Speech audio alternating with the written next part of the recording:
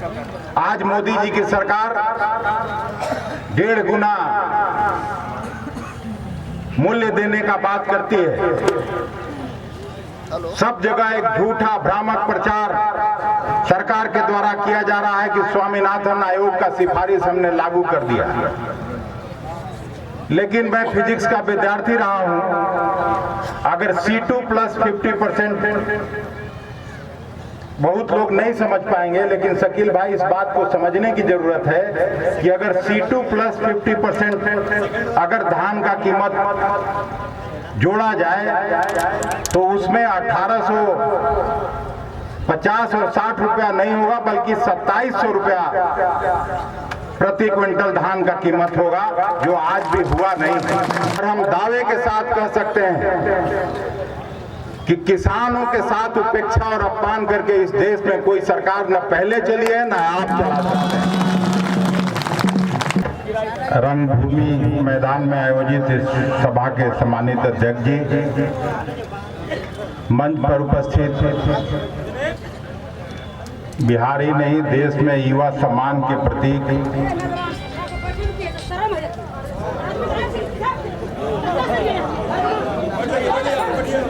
भाई कन्हैया जी, सम्मानित विधायक पासवान जी, इस इलाके के जाने माने लोकप्रिय नेता पूर्व विधायक जाकिर भाई, अभी आपके बीच से अपना संबोधन करके बैठे AICC के सेक्रेटरी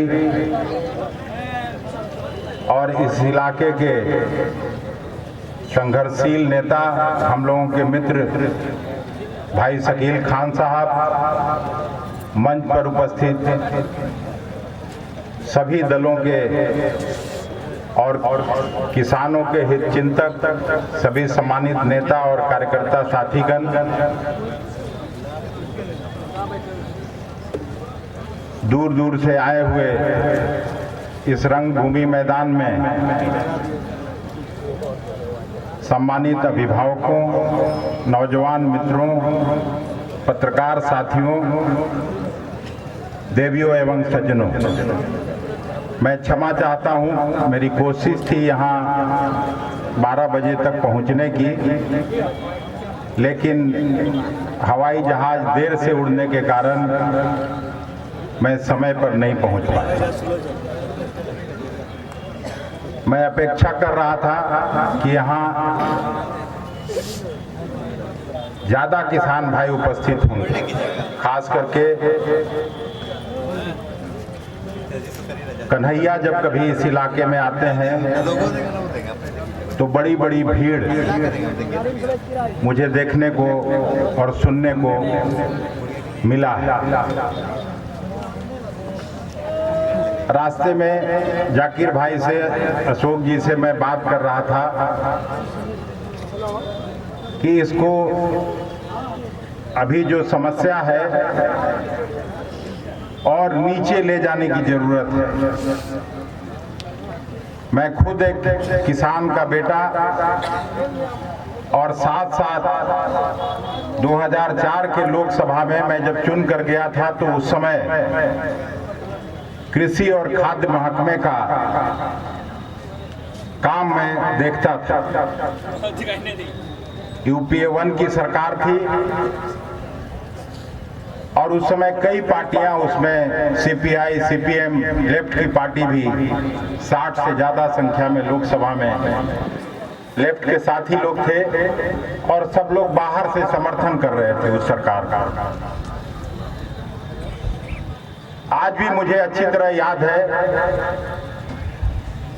कि मैं मंत्री बना था अपने इलाके में। जब मंत्री कोई बनता है, अभी जैसे यहाँ वोट हुआ तो अभिनंदन लोग करते हैं, माला पहनाते हैं, उत्साह वर्धन करते हैं। मैं भी उसी कार्यक्रम में आया हुआ था और बजट पास होना था। फिर प्राइम मिनिस्टर साहब के घर से फोन आया कि 2 दिन के बाद पीएम हाउस में किसान संगठन के लोगों को मनमोहन सिंह जी बुलाए हैं बजट पर चर्चा के। आदरणीय शरद पवार जी मेरे वरिष्ठ सहयोगी थे और उसमें लंबी चर्चा के दौरान कई बातों पर चर्चा हुई। उसमें एक ये चर्चा 2-3 घंटे तक चली। 100 से ज्यादा किसान नेता, किसान प्रतिनिधि वहां उपस्थित थे। 11वीं पंचवर्षीय योजना चल रही थी उस समय। सभी एक मत से यही कह रहे थे कि पहली पंचवर्षीय योजना से लेकर 11वीं पंचवर्षीय योजना तक जब कभी न्यूनतम समर्थन मूल्य तय होने की बात होती है तो उसमें 10 रुपए, 20 रुपए या मैक्सिमम 50 रुपए प्रति क्विंटल कोई भी सरकार देने का काम किया था। लेकिन जो उद्योग धंधे वाले लोग थे उनका इजाफा करोड़ों में हो जाता था बजट।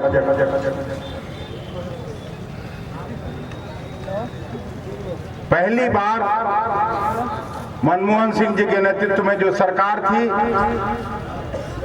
और लेफ्ट के साथी जो बाहर से समर्थन कर रहे थे उस सरकार पर, सब लोगों ने मिलकर तय किया कि उस समय के तत्काल उसके पहले जो सरकार थी स्वर्गीय वाजपेयी जी, अटल बिहारी वाजपेयी जी प्रधानमंत्री थे और उनके प्रधानमंत्रित्व काल में जिस धान का कीमत 550 रुपए प्रति क्विंटल हुआ करता था उसको सीधे 1100 रुपए प्रति क्विंटल करने का काम हुआ था।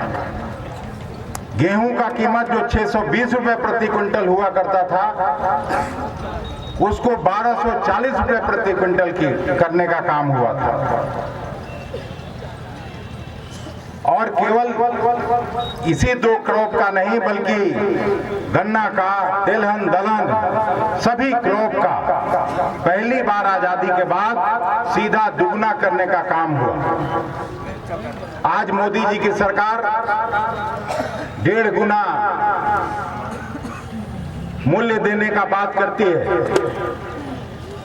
सब जगह एक झूठा भ्रामक प्रचार सरकार के द्वारा किया जा रहा है कि स्वामीनाथन आयोग का सिफारिश हमने लागू कर दिया। लेकिन मैं फिजिक्स का विद्यार्थी रहा हूं। अगर C2 प्लस 50%,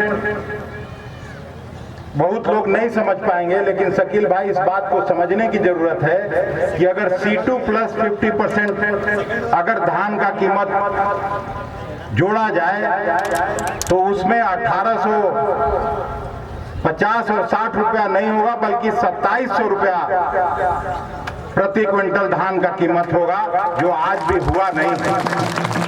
और इसी तरह से सारे फसल के बारे में। दूसरा, उसी मीटिंग में यह भी निर्णय हुआ,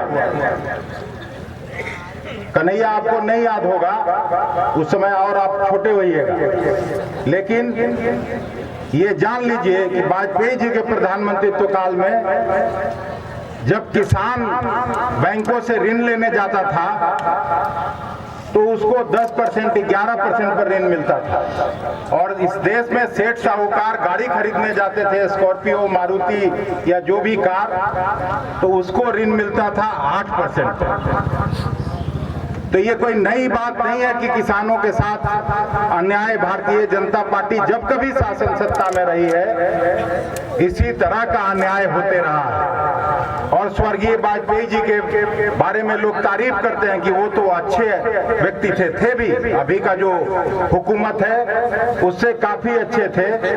फिर भी उस समय 8% पर व्यवसायियों को गाड़ी खरीदने का लोन और अन्नदाताओं को लोन मिलता था 10%, 11%। मनमोहन सिंह की सरकार में फैसला हुआ कि हम ये अन्याय अन्नदाताओं के साथ नहीं होने देंगे और सीधा 10% से 6% पर ऋण किया गया। आज 4% पर किसानों को ऋण मिल रहा है। ये फैसला हुआ। कांग्रेस पार्टी और लेफ्ट की पार्टियां जब कभी सत्ता या हुकूमत में होती है उसके लिए किसान, खेत खलिहान उनकी प्राथमिकता है, उनका प्रायोरिटी है। उसी समय एक आयोग बैठाया गया कि आखिर देश में इतने किसान आत्महत्या क्यों कर रहे हैं, और उस आयोग का सिफारिश आया कि जो छोटे मझोले किसान हैं देश के भिन्न भिन्न हिस्सों में, वो इसलिए आत्महत्या कर रहे हैं कि जो ऋण लौटा नहीं पाते हैं वो विवश होकर आत्महत्या कर रहे हैं। और उस समय पूरा ऋण जब जोड़ा गया तो 72,000 करोड़ का ऋण था पूरे देश में, और एक मुश्त 72,000 करोड़ लोन की माफी की। किसान क्रेडिट का काम उस समय शुरू हुआ। मैं ये कहना चाहता हूं कि आज जो समस्या और ये जो 3 बिल आए हैं शायद कम लोग समझ पा रहे होंगे। राज्यसभा में के डिस्कशन में चर्चा के दौरान गुलाम नबी आजाद साहब ने 100 साल का जो किसान का आंदोलन हुआ उसका जिक्र किया था उन्होंने, और उसका सार यही है कि चाहे वो ब्रिटिश हुकूमत ही क्यों नहीं हो, 1917 में गांधी जी आए थे, जो नील की खेती अंग्रेजों के दबाव में किसानों को करना पड़ता था। स्वर्गीय राजकुमार शुक्ल जी जब गांधी जी को ले आए तो हम लोग जो 16 पार्टियां कांग्रेस सहित जो चर्चा के दौरान ये बिल पास होने आया था, हम लोगों का भी मांग यही था कि आप सेलेक्ट कमेटी में भेज दीजिए, किसान संगठन के लोगों को बुला के बात करिए, डिलिब्रेट करिए, उस पे कृषि विभाग के स्टैंडिंग कमेटी में भेज दीजिए ताकि बिलों पर ठीक ढंग से चर्चा हो। लेकिन मोदी जी की सरकार किसी की सुनी नहीं। लेकिन यही ब्रिटिश हुकूमत में जब गांधी जी का दबाव हुआ तो ब्रिटिश हुकूमत भी फिर उस 2.5 वाले बिल को सेलेक्ट कमेटी में भेजने का काम किया था, हर पार्टी के नेताओं को उसमें रखने का काम किया था, और महात्मा गांधी जी को भी उसमें रखा। और बाद में जब सब लोगों की राय बनी तो उस बिल को वापस करना पड़ा था, और चंपारण के किसानों को उससे निजात मिली। फिर गुजरात में जो आंदोलन हुआ, मैं लंबा उस पर नहीं जाना चाहता हूं, फिर कन्हैया बाबू उस पर बात करेंगे। लेकिन इधर का मैं बात बोल रहा हूं, ये जब सरकार में आए थे या उसके पहले 90 के दशक में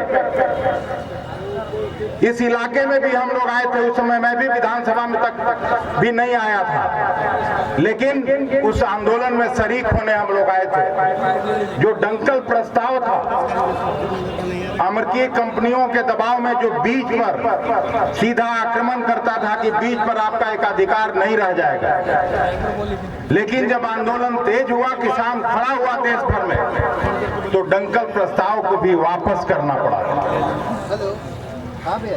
और अभी एक बात और सबको याद होगा, पिछली बार जब मोदी जी प्रधानमंत्री बने थे 2014 से 19 के बीच में, तो लैंड एक्विजिशन बिल लाए थे।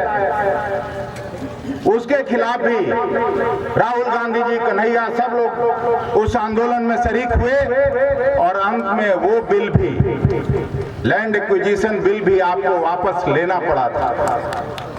और हम दावे के साथ कह सकते हैं कि किसानों के साथ उपेक्षा और अपमान करके इस देश में कोई सरकार न पहले चली है, न आप चला सकते हैं। मुझे खुशी है कि आयोजक साथियों ने किसानों का ये मजबूत आंदोलन पूर्णिया से शुरू किया है, सीमांचल के इलाके से शुरू किया है। कोई बात नहीं, आप कम संख्या में हैं, लेकिन जितने लोग भी आए हैं मजबूती से सीमाओं पर बैठे हुए लाखों किसानों को आपको ताकत देने की जरूरत है, सहयोग देने की जरूरत है। और बहुत जल्दी जब बिहार में लोग खड़ा हो जाएगा, बिहार में लोग जाग जाएगा, तो जिस तरह से महात्मा गांधी ने देश को आजादी दिलाने का काम किया था, इस बार जो खेत और खलिहान पर मोदी सरकार का जो आक्रमण है, उससे भी सभी को, पूरे देश को निजात मिलेगी। जहां तक न्यूनतम समर्थन मूल्य की बात है, मैं जानता हूं सबसे पहला प्रयोग हम कहना चाहते हैं, जिस समय मैं मंत्री बना था, अब तो सबके हाथ में ये फोन है, आप एफसीआई के ये पे जा सकते हैं, अगर बिजली होगा तो तुरंत खुल जाएगा। पहली बार 15 लाख मीट्रिक टन धान की खरीदगी एफसीआई ने बिहार में हुआ था, जिस समय मैं मंत्री था, और हम लोगों के दबाव की वजह से हुआ था। नहीं, ताली बजाने की जरूरत नहीं है, ताली बजाने की जरूरत इसलिए नहीं है क्योंकि हम जानते हैं कि धान का मार्केटेबल सरप्लस बिहार में 70 से 80 लाख मीट्रिक टन है। नीतीश जी के तरफ से जो भाषण करने वाले रामचंद्र जी हैं, जो उनके अध्यक्ष हैं, उन्होंने राज्यसभा के फ्लोर पर कहा कि अब तो 1,05,000 हो गया। हमकी बहुत अच्छी बात है, 1,05,000 हो गया, लेकिन 0.1% भी प्रोक्योरमेंट बिहार के किसानों से नहीं होता। और पहला प्रयोग यही नीतीश कुमार ने 2006 में किया था, एपीएमसी एक्ट को समाप्त किया था। एपीएमसी एक्ट समाप्त होने से क्या हुआ? मंडी, हम ये नहीं कहने आए हैं कि यहाँ पहले बहुत मंडी था, पंजाब की तरह, हरियाणा की तरह, आंध्र प्रदेश की तरह, लेकिन जो भी मंडी था उसमें धान की खरीदगी तो हो सकती थी, और इसीलिए 15 लाख मीट्रिक टन हुआ था। होना चाहिए था 50 से 60 लाख मीट्रिक टन, लेकिन उसके बाद 1 लाख मीट्रिक टन धान की भी खरीदगी कभी नहीं एफसीआई ने किया। एफसीआई ने कह दिया कि नहीं, अब तो वहाँ एपीएमसी एक्ट है ही नहीं, मंडी है ही नहीं, तो हम लोग कैसे जाएंगे? और उसका नतीजा क्या हुआ कि आज 1 एकड़ में बिहार के किसानों की आमदनी 3,000 रुपए है।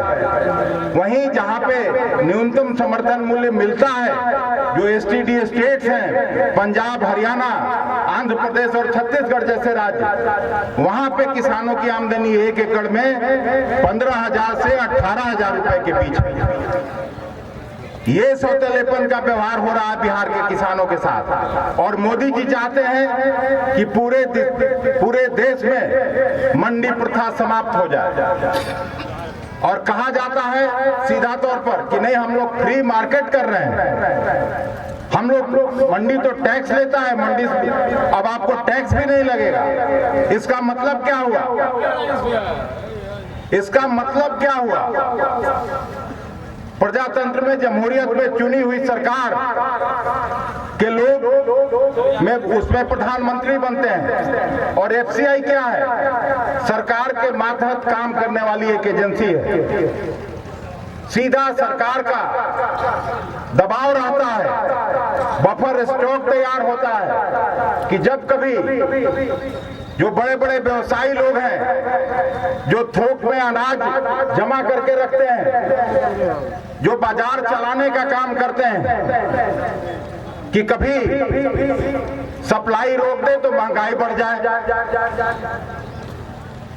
उसी के लिए एफसीआई का निर्माण हुआ था कि हम अपने बफर स्टॉक से सप्लाई करेंगे और अंकुश लगाने का काम करेंगे दाम पर। लेकिन जब एफसीआई नहीं रहेगी, एमएसपी नहीं रहेगा, मंडी नहीं रहेगा, तो क्या होगा? फिर वही जो क्रोनी कैपिटलिज्म वाला भाषण करते हैं राहुल जी और कन्हैया जी, वो आज सीधा तौर पर सबके सामने आ रहा है। 5-6 लोग हैं जिनका सारे व्यवसायों पर कब्जा है, और एक आदमी तो ऐसा, पोर्ट भी उन्हीं का, एयरपोर्ट भी उन्हीं का, रेलवे उन्हीं का, कहीं देश भर में चले जाइए रोड में भी उन्हीं की तस्वीर लगी है। तो इन लोगों के खिलाफ बिहार से आवाज उठनी ही चाहिए। बिहार के किसानों को, पूरे देश के किसानों को ताकत देने का जरूरत है।